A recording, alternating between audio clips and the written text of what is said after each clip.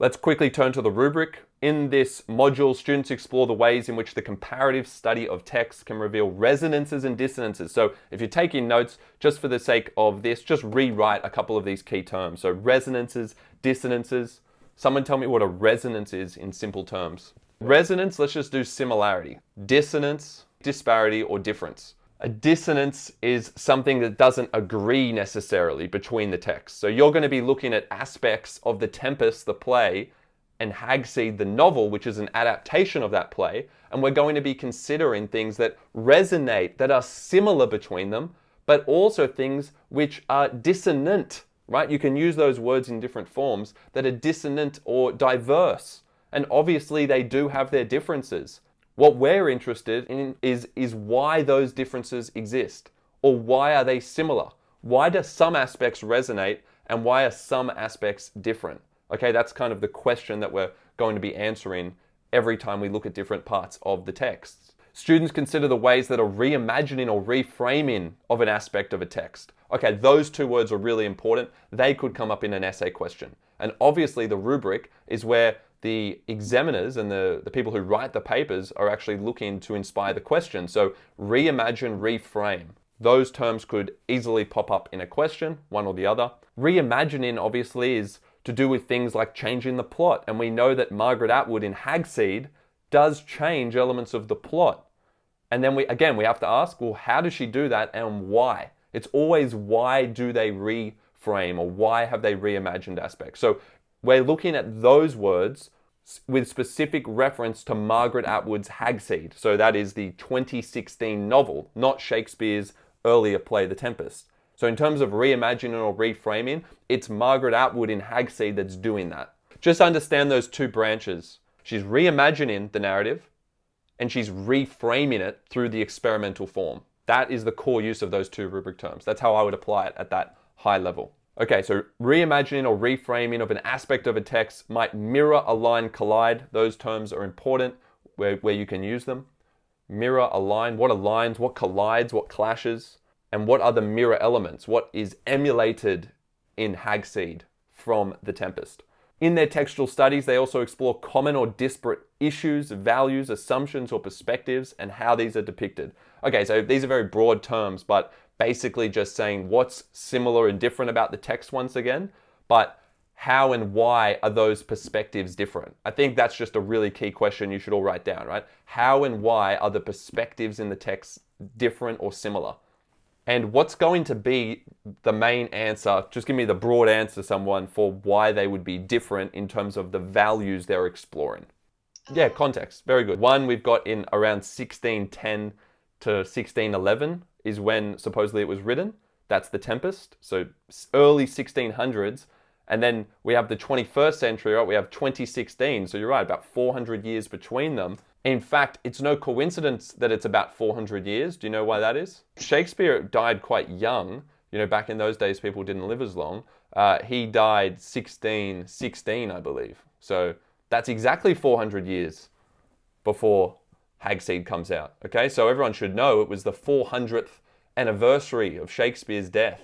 Shakespeare dies in 1616. The Tempest was written 1610, 1611.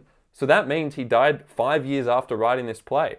And in fact, it was the last play that he wrote by himself. So it was the last solo authored play by Shakespeare, is what you're studying here, The Tempest. It was kind of his final goodbye to theatre, and you'll see aspects of the text which reflect that.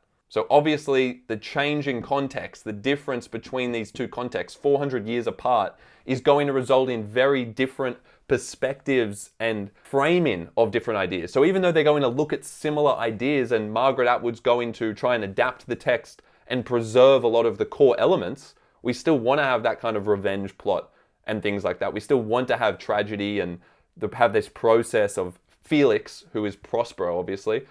We still want to have that process of them going through that revenge quest and trying to overcome some challenge, right? And face a kind of prison in their life and escape it and be free of it. That's basically the journey of both of the characters.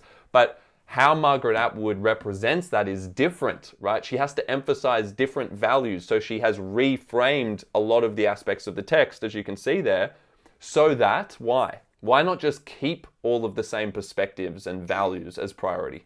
It has to be relatable, accessibility, right? We need the text to be accessible. So we can make the play accessible if we modernize it, right? So Atwood modernizes the play. She actually puts it into a novel form, but she also modernizes the text by changing a lot of core perspectives. By comparing two texts, students understand how composers, authors, poets, playwrights, obviously in our case, playwrights and authors, are influenced by other texts, context, and values. Now, what's that important word you all need to be aware of about how one author might be inspired by another author and another text specifically? So if one text becomes the inspiration for a later text, which is clearly the case here, what is that an act of? What is that an example of? Intertextuality. Inter means between, textuality, between texts, right? So there is a merging of the texts. Margaret Atwood's Hag-Seed is inspired directly. It's a byproduct of The Tempest. Intertextuality is about experimenting and creating something original from a source text. Okay, so just write down that The Tempest is what we'll call the source text, S-O-U-R-C-E, and Margaret Atwood's text is the adapted text. So you have a source text and an adapted text. And the adapted text, I would argue, is equally as original as The Tempest. And you might say, well, how is it equally as original because of the idea? It's like, but all ideas are generated with reference to something that you've already seen. To come up with a purely original idea, how do you do that if you don't have any context? People have often read a story, or they have been told a story if we're thinking about hundreds of years ago. And then that inspires an idea, a new idea seemingly, that seems original, but actually, which is a byproduct of hearing and reading and listening to all of these other stories. So there really is no original, but you basically make an original by adapting something from the past. So Atwood adapts the source text, and therefore she invents something new. And I think that's really important, that you could easily get a question in the exam, and I've seen some questions like this, where they talk about originality, okay? They talk about originality, and they'll try and put it to you that Atwood's work isn't original. But you have to argue, because this is true, obviously, it is original. She takes the source text, she takes The Tempest, and experiments it. She reframes, reimagines different elements, so much so that she creates an entirely new text.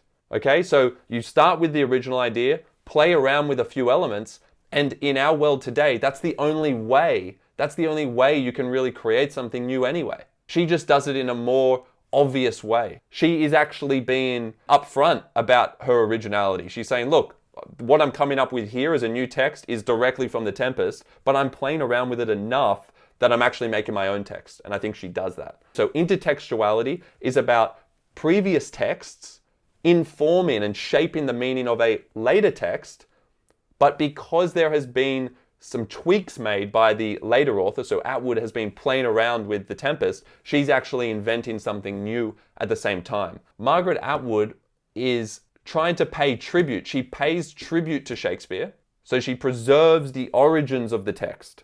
Another word you can write is commemorates, because again, she was commissioned, she was asked to write this to celebrate Shakespeare's death 400 years earlier. So she is trying to celebrate, and write down all of these terms. She is celebrating, she is commemorating Shakespeare's work, she is paying tribute to Shakespeare. But at the same time, this is the really key word, right? You want to mention this. She is innovating, right? She's being innovative. So innovating is experimenting, making something new, right? So that's what she's doing. She's innovating because she's being creative. It's really when you're creating something. So because Margaret Atwood is creating something new out of the old text, she's being innovative, she actually, in effect, is being original. So the originality of Margaret Atwood's work is facilitated by the intertextuality of the textual conversation. So the originality is derived from that intertextual dialogue. These are the terms you want to write down now because we're going to be using them a lot. There is an intertextual, because they're clearly derived from one another, or Margaret Atwood's text is derived from Shakespeare's text, right? There is an intertextual dialogue, I would write that term down, that allows Margaret Atwood to find originality by experimenting with the play. We're constantly playing and reinventing other ideas because some ideas are so powerful that they should last the course of time.